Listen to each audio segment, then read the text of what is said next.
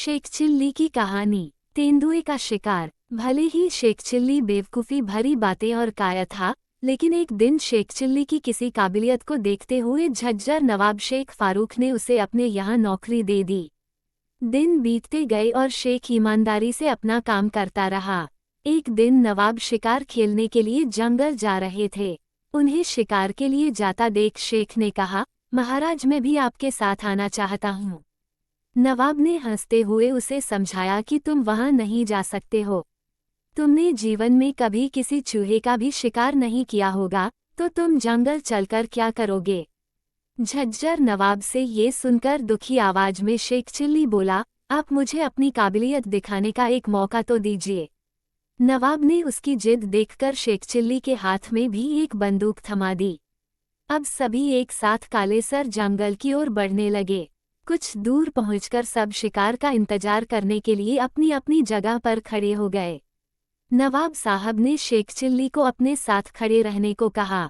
तेंदुए को फंसाने के लिए पेड़ पर एक बकरी को बांध रखा था। फिर भी 3 घंटे तक तेंदुआ वहां आया नहीं।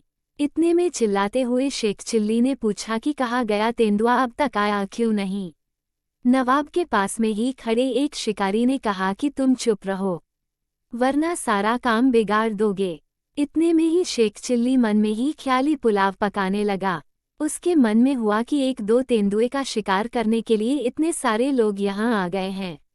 आए सो आए, लेकिन एक भी तेंदुए को ढूंढने के लिए नहीं गया। सबके सब पेड़ के पीछे छुपकर उसका इंतजार कर रहे हैं।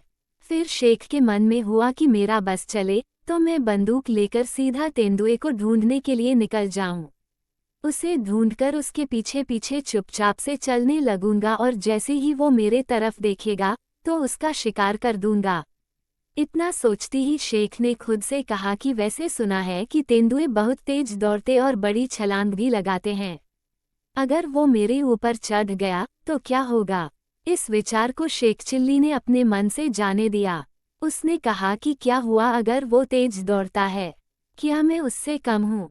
जैसे ही वो मेरी तरफ दौड़ेगा मैं अपनी बंदूक चला दूंगा, लेकिन ऐसे पेड़ के पीछे छुपकर और बकरी की जान को खतरे में डालने से क्या होगा।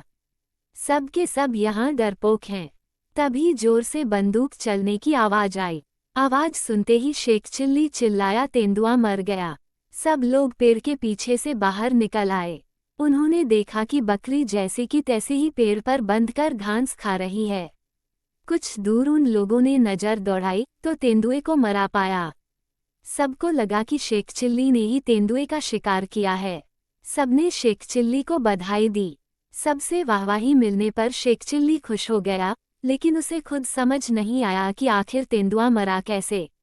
कहानी से सीख। कभी कभी ऐसे लोग भी अपनी काबिलियत दिखा जाते हैं जिनसे कुछ उम्मीद नहीं होती है। इसी वजह से किसी को कम नहीं आंकना चाहिए।